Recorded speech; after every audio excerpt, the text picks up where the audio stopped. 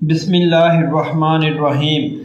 My dear students, हमारे first year के math का चैप्टर नंबर 5 कंटिन्यू है और इसके अंदर जो हमारी रनिंग एक्सरसाइज है वो एक्सरसाइज नंबर 5.3। आज इंशाल्लाह एक्सरसाइज नंबर 5.3 का लास्ट लेक्चर होगा जिसके अंदर हम क्वेश्चन नंबर 9 और क्वेश्चन नंबर 10 को सॉल्व कर लेंगे।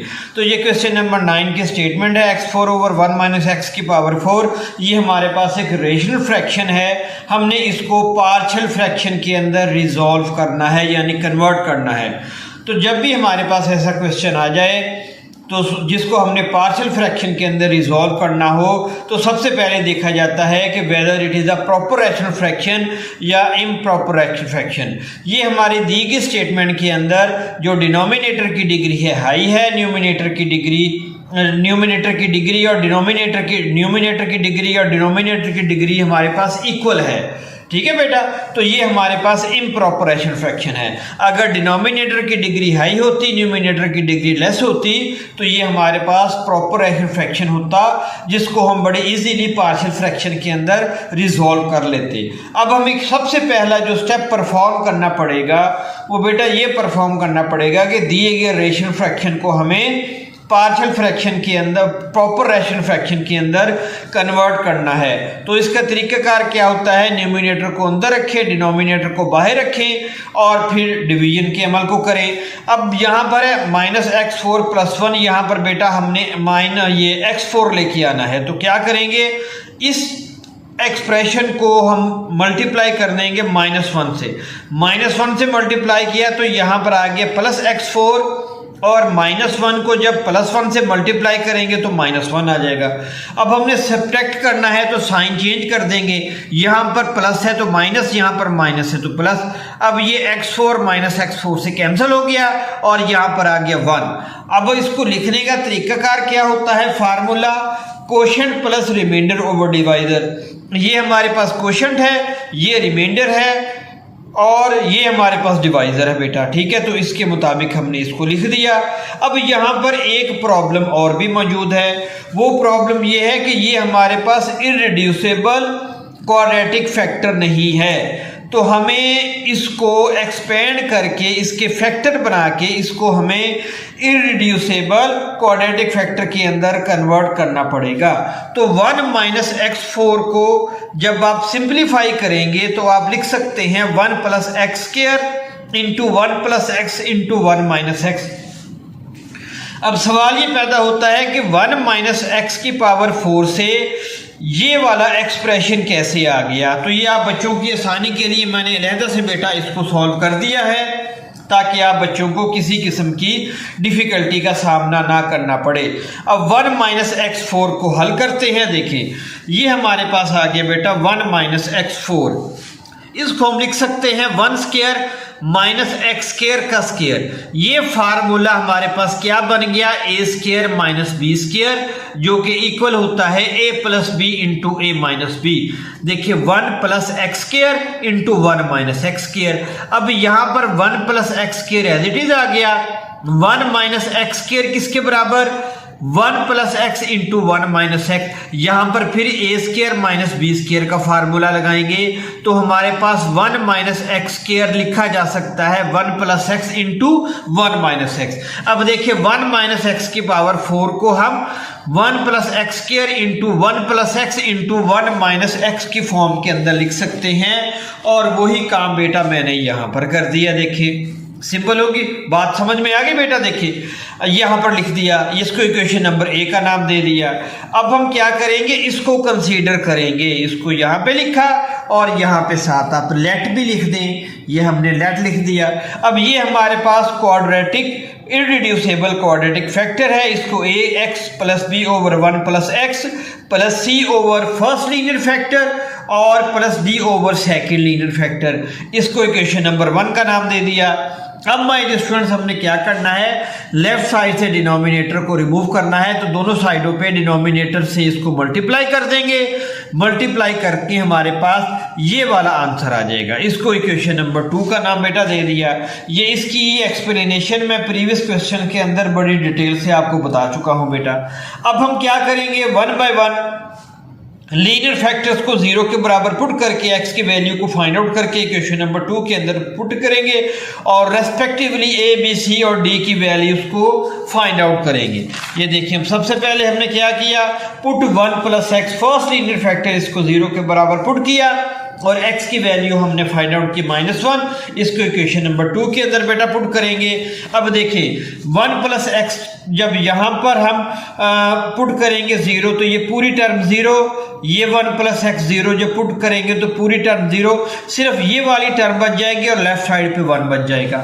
अब ये काम हमने यहाँ पर किया, देखिए बेटा ये ठीक हो गया। अब हमने वैल्यूज पुट की, जहां जहां x था वहां पर -1 पुट किया, इसको सिंपलीफाई किया। सिंपलीफाई करने के बाद c का फाइनल आंसर हमारे पास आ गया 1/4। अब फर्स्ट लीनियर फैक्टर को 0 के बराबर पुट किया। अब सेकंड लीनियर फैक्टर हमारे पास 1 माइनस एक्स है 0, यहां पर हमारे पास -x आ गया, 1 को दूसरी साइड पे ले जाएंगे तो -1, हमें तो x की वैल्यू चाहिए तो दोनों साइड्स पे माइनस से मल्टीप्लाई कर देंगे तो x = 1 के बराबर आ जाएगा। इसको इक्वेशन नंबर 2 के अंदर पुट करेंगे। अब देखिए 1 माइनस एक्स को कंसीडर करना है, जब 1 माइनस एक्स को कंसीडर करेंगे और इक्वेशन नंबर 2 के अंदर पुट करेंगे तो ये टर्म भी 0, ये टर्म भी 0, सिर्फ डी वाली टर्म को कंसीडर किया जाएगा।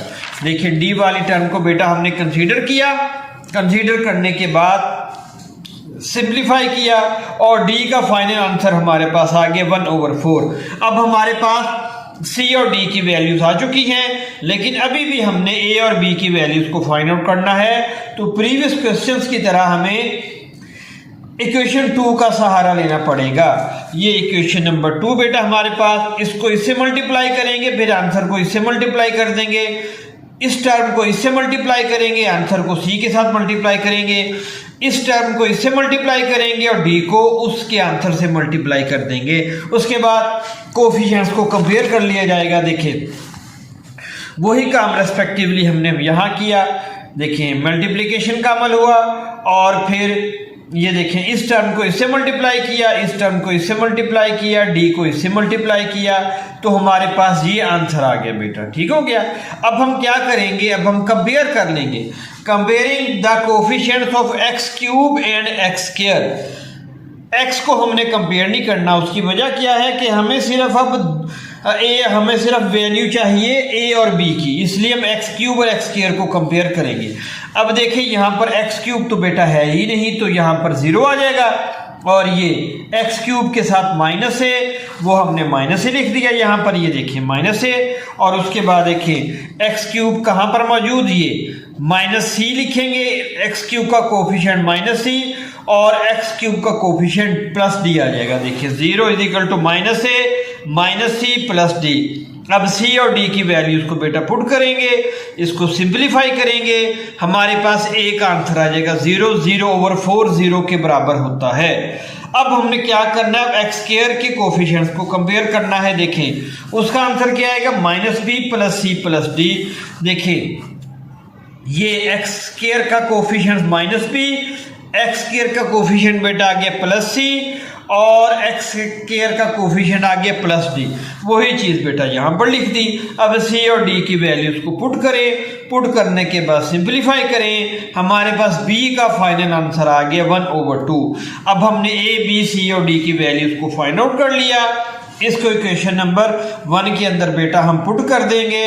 पुट करने के बाद हमारे पास ये पार्शियल फ्रैक्शन आ गए, लेकिन हमने तो इक्वेशन नंबर 1 के अंदर इसको जब हमने पुट किया तो ये वाले हमारे पास रिक्वायर्ड पार्शियल फ्रैक्शन आ गए, 1 प्लस एज इट इज आ गया और ये हमारे पास इसकी जगह पर हमने ये वाले रिक्वायर्ड पार्शियल फ्रैक्शन लिख दिए। ये हमारे पास क्वेश्चन नंबर 9 कंप्लीट हो गया। अब क्वेश्चन नंबर 10 की तरफ बेटा मूव करते हैं। ये हमारे पास क्वेश्चन नंबर 10 आ गया। यहाँ पर देखिए x² - 2x + 3 / x4 + x² + 1। अभी हमारे पास ऑलरेडी प्रॉपर रेशनल फ्रैक्शन है, क्योंकि डिनोमिनेटर की डिग्री हाई है, न्यूमिनेटर की डिग्री हमारे पास लेस है। लेकिन यहाँ पर एक बात आप गौर करें, मैंने x4 + x² + 1 को इस फॉर्म में लिख दिया है, क्योंकि ये हमारे पास इररिड्यूसिबल क्वाड्रेटिक फैक्टर नहीं है। x⁴ है, यहाँ पर x² होनी चाहिए, तो मैंने इस टर्म को इन दो टर्म्स की फॉर्म के अंदर लिख दिया। अब आप बच्चों की आसानी के लिए मैंने इसको भी अलहदा से बेटा सॉल्व कर लिया है ताकि आप बच्चों को किसी किस्म का प्रॉब्लम ना हो। ये देखिए ये हमारे पास क्वेश्चन नंबर 10 बेटा मौजूद, ये देखिए यहाँ पर ये x की power 4 plus x square plus 1, इसको मैं लिख सकता हूँ x की पावर 4 को एक्स स्क्वायर का स्क्वायर, फिर ये प्लस हमारे पास एक्स स्क्वायर आ गया और 1 को लिख सकते हैं 1 स्क्वायर। अब यहाँ पर बेटा इसको फिलहाल अगर आप ओमिट कर दें, देखिए इसमें मैंने कैप रख दी बेटा, ठीक है, ये बॉल पॉइंट की मैंने कैप रख दी यहाँ पर। इसका मतलब क्या है, देखिए अब ये फार्मूला पूरा हो जाएगा अगर यहाँ पर 2x स्क्वायर आ जाए, क्योंकि बेटा हमारे पास जो है हमारे पास इसको अगर हम एक्सपेंड करेंगे, यानी कि हमने ये वाला फार्मूला बनाना है X square plus 1 A plus B whole square का फार्मूला किसके बराबर होता है, A square plus B square plus 2ab। तो अगर हम इसको एक्सपेंड करेंगे तो यहाँ पर बेटा हमारे पास 2x स्क्वायर आना चाहिए, लेकिन यहाँ पर तो x स्क्वायर है। अब हम क्या करेंगे, x स्क्वायर को ऐड भी कर देंगे, x स्क्वायर को माइनस भी कर देंगे। देखिए x स्क्वायर को मैंने ऐड भी कर दिया और x स्क्वायर को मैंने सब्ट्रैक्ट भी कर दिया, ठीक है बेटा। अब देखिए एक्स स्क्वायर और एक्स स्क्वायर क्या हो जाएंगे जब इनको ऐड करेंगे, तो 2x स्क्वायर प्लस 1 और ये minus X square as it is आ गया। उम्मीद है आपको इस पॉइंट की समझ आ गई होगी। अब ये हमारे पास किस चीज का फार्मूला बन गया, ये वाला, ये बन गया a plus B whole square का। करके बता दो x square plus 1 whole square, तो a स्क्वायर एक्स स्क्वायर का स्क्वायर आ गया, ठीक है, plus B square 1 square plus 2ab 2 into x square into 1। अब देखें इसको एक्सपेंड करें, देखिए x4 plus 2x square plus 1, देखिए वही चीज आ गई, x square plus 2x square plus 1। इसको जब हम एक्सपेंड करेंगे तो यही जवाब आ जाएगा, ठीक हो गया बेटा। उम्मीद है आपको इस पॉइंट की समझ आ गई होगी।